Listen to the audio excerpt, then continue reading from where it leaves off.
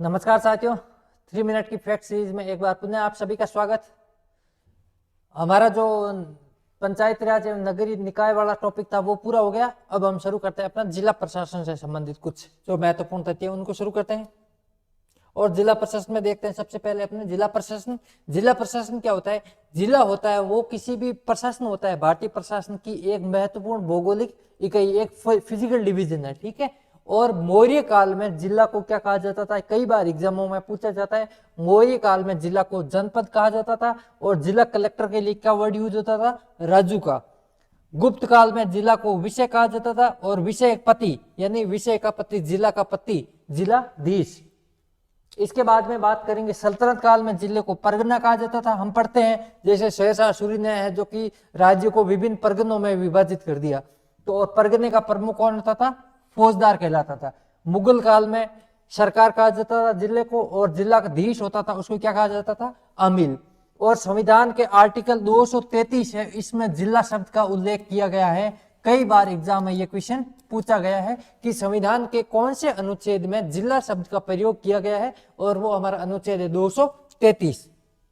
इसके बाद में जिला प्रशासन की विशेषता क्या क्या होती है? तो यह एक जो संभागीय संभाग होता है, एक प्रत्येक संभाग की एक यूनिट होती है, जो डिवीजन होता है उसकी एक यूनिट होती है। इसकी पॉपुलेशन कितनी होनी चाहिए? 10 लाख पॉपुलेशन।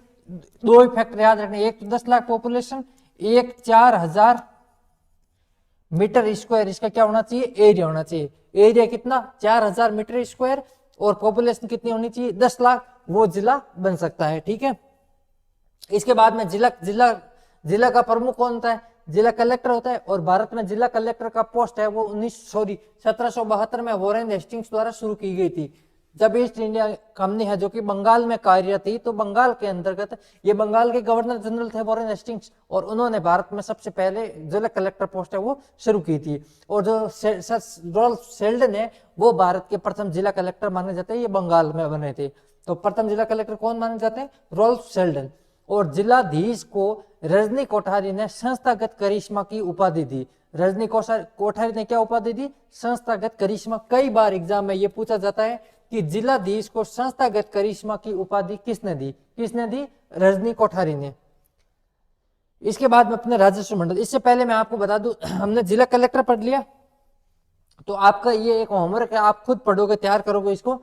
जिला कलेक्टर होता है, इसके कार्य या भूमिका, क्योंकि वो काफी ज्यादा लेंथी हो जाएगा, ठीक है। इसलिए जो 3 मिनट की फैक्ट सीरीज इसमें कवर नहीं किया, परंतु ये जो मैं बता रहा हूं काम, ये एग्जाम में आने योग्य है, ठीक है। कई बार एग्जाम में पूछा गया जाता है। एक तो जिला कलेक्टर का प्रशासनिक अधिकारी के रूप में कार्य,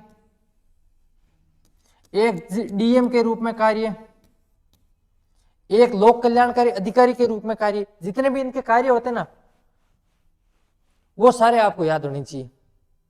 जिलाधीश के रूप में क्या काम करता है, विकास अधिकारी के रूप में क्या काम करता है, जितने भी मजिस्ट्रेट के रूप में क्या काम करता है, सारे के सारे, राजस्व अधिकारी के रूप में क्या काम करता है, प्रशासनिक अधिकारी के रूप में क्या काम करता है, वो आपको सारे के सारे काम याद होने चाहिए, पहली चीज। तो दूसरी चीज, इन काम में क्वेश्चन किस प्रकार आरपीएससी पूछेगी कि निम्नलिखित में से कौन सा जिलाधीश है वो प्रशासनिक अधिकारी के रूप में काम करता है या नहीं करता है। निम्नलिखित में से कौन सा कार्य जिलाधीश अपने रेवेन्यू अधिकारी, भू राजस्व अधिकारी के रूप में काम करता है या नहीं करता है। कौन सा काम है जिलाधीश है वो दंड नायक के रूप में काम करता है या नहीं करता है। ये क्वेश्चन पूछे जाएंगे इस टाइप के।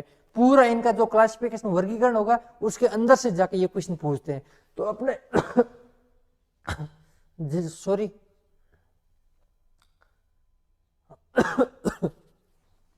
जिला कलेक्टर के जितने भी कार्य या भूमिका वाले वो तैयार करें।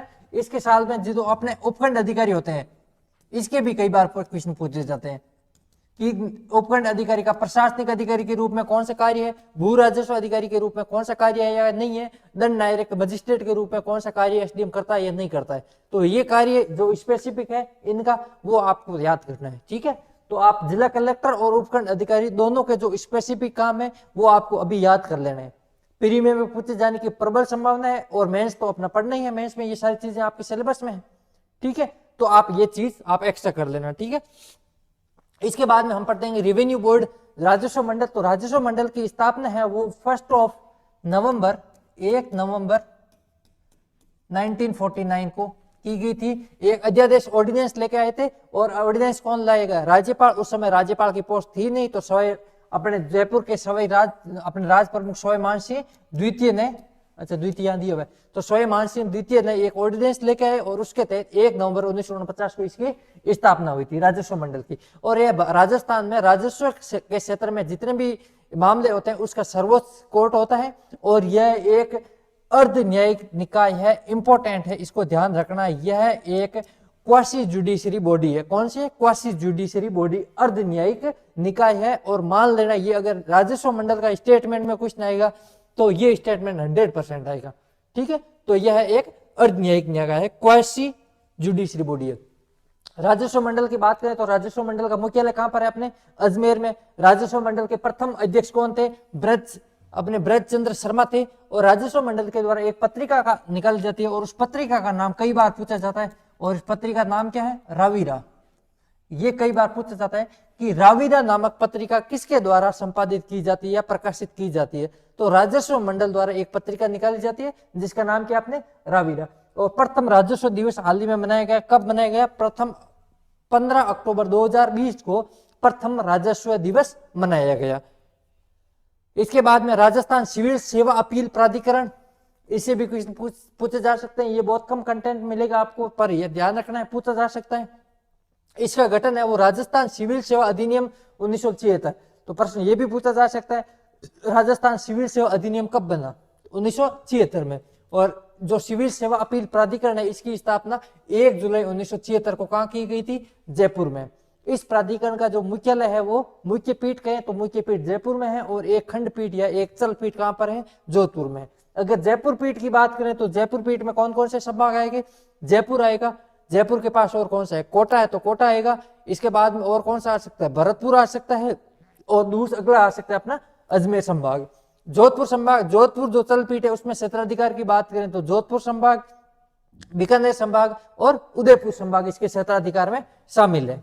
ठीक है, तो ये आज के लिए अपना इतना ही। एक बार वापस देख लेते हैं आज के क्या पढ़ा। सबसे पहले जिलाधीश, जो जिला प्रशासन, जिला है वो प्रशासन, भारत की प्रशासनिक की एक महत्वपूर्ण इकाई होती है। मौर्य काल में जिला को क्या कहा जाता था? जनपद, और जिलाधिकारी को राजू का कहा जाता था। गुप्त काल में जिला को विषय और जिलाधीश को विषयपति कहता था। सल्तनत काल में जिला को प्रगना और जिला कलेक्टर को फौजदार कहा जाता था। मुगल काल में जिला को सरकार और जिलाधीश को अमील कहा जाता था। संविधान के आर्टिकल 233 में जिला शब्द का उल्लेख मिलता है। जिला प्रशासन की इकाई क्या होती है? ये एक डिवीजन की एक यूनिट होती है। इसकी पॉपुलेशन 10 लाख होनी चाहिए, और इसका एरिया वो 4000 मीटर स्क्वायर होना चाहिए।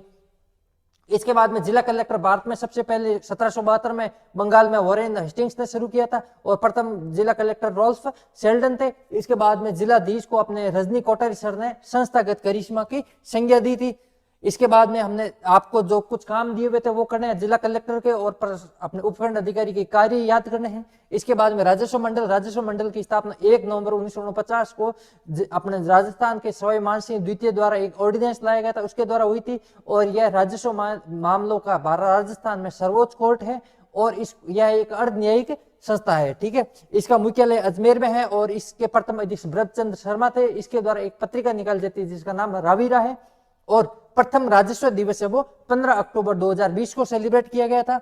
इसके बाद में अपने राजस्थान सिविल सेवा अपील प्राधिकरण, तो इसकी स्थापना राजस्थान सिविल सेवा जो अपने अधिनियम है 1976 उसके तहत 1 जुलाई 1976 को हुई। इसकी मुख्य पीठ जयपुर में है, अन्य चल पीठ जोधपुर में है। जयपुर पीठ के अंतर्गत कौन कौन से संभाग आते हैं? तो जयपुर संभाग अपना, अजमेर संभाग, भरतपुर संभाग और कोटा संभाग। जोधपुर के अंतर्गत जोधपुर संभाग, बीकानेर संभाग और उदयपुर संभाग शामिल होते हैं। ठीक है, तो आज के लिए इतना ही, मिलते हैं कल की क्लास में। तब तक के लिए जय हिंद, वंदे मातरम।